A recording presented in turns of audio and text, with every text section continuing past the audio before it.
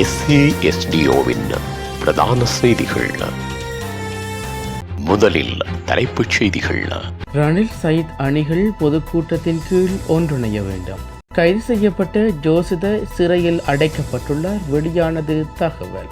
அரசியல் பழிவாங்கலில் அரசு ஈடுபடவில்லை, ஆளுந்தரப்பு எச்சரிக்கை.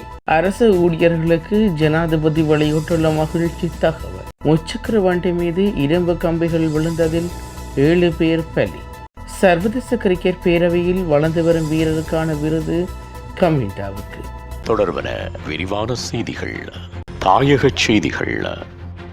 ஐக்கிய தேசிய கட்சியும் ஐக்கிய மக்கள் சக்தியும் பொது சின்னத்தில் கீழ் ஒன்றிணைந்தால் எவ்வித சிக்கலும் வராது என முன்னாள் அமைச்சர் நவீன் திசாநாயக்க தெரிவித்துள்ளார். பொது கூட்டணியின் கீழ் ஐக்கிய மக்கள் சக்திக்கு கூடுதல் ஒதுக்கீடுகளையும் வழங்க முடியும் என்றும் இருதரப்பு இணங்கக்கூடிய செயலாளர் ஒருவரை நியமித்தால் முன்னோக்கி பயணிக்கலாம் என்றும் அவர் கூறியுள்ளார். அத்துடன் இருதரப்பினரையும் ஒன்றிணைக்கும் பணிகள் பிப்ரவரி 10ஆம் தேதிக்குள் முடிவுக்கு கொண்டுவர வேண்டும் எனவும் அவர் மேலும் குறிப்பிட்டுள்ளார்.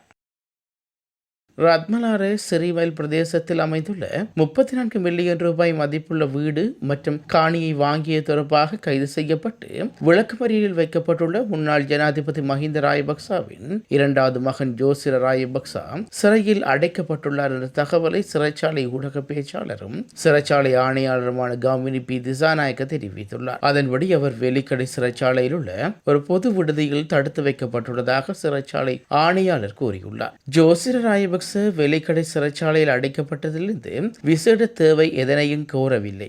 நாடாளுமன்ற உறுப்பினர்களான நாமல் ராஜபக்ச மற்றும் டி.வி. சானக ஆகிய இருவரும் சிறைகளில் ஞாயிற்றுக்கிழமை வந்து ஜோசிரவை பார்வையிட்டுள்ளார்கள். இருவரும் நாடாளுமன்ற உறுப்பினர்கள் என்பதால் சிறைச்சாலை கண்காணிப்பில் உள்ள ஜோசிர ராஜபக்சவை சந்திக்க ஏற்பாடுகள் செய்யப்பட்டதாக சிறைச்சாலை ஆணையாளர் காமினி பி திசாநாயக்க மேலும் கூறியுள்ளார்.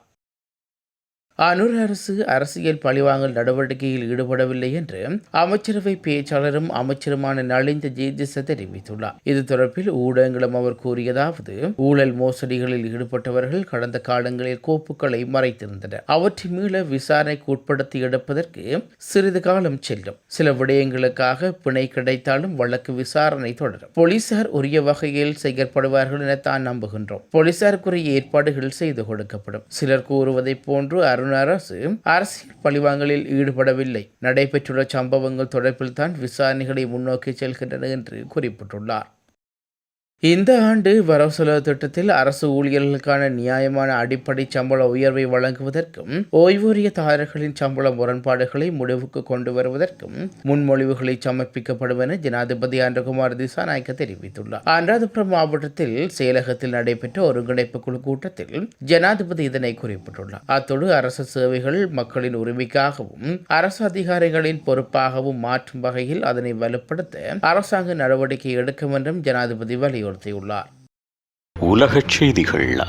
இந்தியாவின் தெலுங்கானாவில் லாரி கவிழ்ந்து விபத்துக்குள்ளானதில் 7 பேர் உயிரிழந்துள்ளார்கள். தெலுங்கானா மாநிலம் வாராக்கல் மாவட்டம் மாவனூர் பிரதேச வீதியில் இவ்விபத்து நடந்துள்ளது. ரயில்வே தண்டவாளங்கள் அமைப்பதற்கு பயன்படுத்தப்படும் இரும்பு கம்பிகளை ஏற்றிச் சென்ற லாரி ஒன்று பாரத் பெட்ரோல் பம்ப் அருகே வீதியில் வந்து கொண்டிருந்த 2 முச்சக்கர லாரி முந்து செல்ல முற்பட்ட போது கட்டுப்பாட்டை இழந்து கவிழ்ந்ததில் அதிலிருந்து இரும்பு கம்பிகள் முச்சக்கர வண்டி மீது விழுந்துள்ளது. இதில் 4 பெண்கள் மற்றும் ஒரு குழந்தை உட்பட 7 பேர் சம்பவ இடத்திலேயே உடல் நசுங்கி உயிரிழந்தார்கள். மேலும் 6 பேர் படுகாயமடைந்துள்ள நிலையில் பலி எண்ணிக்கை மேலும் அதிகரிக்கலாம் என்று அஞ்சப்படுகிறது. காயமடைந்தவர்கள் மீட்கப்பட்டு மருத்துவமனைக்கு அனுப்பி வைக்கப்பட்டுள்ளார்கள். லாரி ஓட்டுநர் குடிபோதையில் இருந்ததாக தெரிய வந்த நிலையில் போலீசார் அவரை கைது செய்துள்ளனர். விளையாட்டுச் செய்திகள். சர்வதேச கிரிக்கெட் பேரவையில் 2024ஆம் ஆண்டில் வளர்ந்து வரும் வீரருக்கான விருதினை இலங்கை அணியின் சகலதுறை வீரர் கமிந்து மெண்டிஸ் வென்றுள்ளார். 2024ஆம் ஆண்டில் வளர்ந்து வரும் வீரரை தெரிவு செய்வதற்காக 4 வீரர்களின் குறுகிய பட்டியலை ICC வெளியிட்டது. இதில் 2 வேகப்பந்து வீச்சாளர்கள் மற்றும் 2 துடுப்பாட்ட வீரர்கள் இடம்பெற்றுள்ளார்கள். கமிந்து மெண்டிஸ் தவிர இங்கிலாந்து வேகப்பந்து வீச்சாளர் கெஸ் அட்கின்சன், மேற்கிந்திய தீவுகளின் வேகப்பந்து வீச்சாளர் ஷமர் ஜோசப் மற்றும் பாகிஸ்தானி துடுப்பாட்ட வீரர் சயீம் அபியூஸ் ஆகியோர் இந்த பட்டியலில் இடம்பெற்றவை குறிப்பிடத்தக்கது. மீண்டும் தலைப்புச் செய்திகள். ரணில் சயீத் அணிகள் பொதுக்கூட்டத்தின் கீழ் ஒன்றிணைய வேண்டும். கைது செய்யப்பட்ட ஜோசித சிறையில் அடைக்கப்பட்டுள்ளார். வெளியானது தகவல். அரசியல் பழிவாங்கலில் அரசு ஈடுபடவில்லை, ஆளுந்தரப்பு எச்சரிக்கை.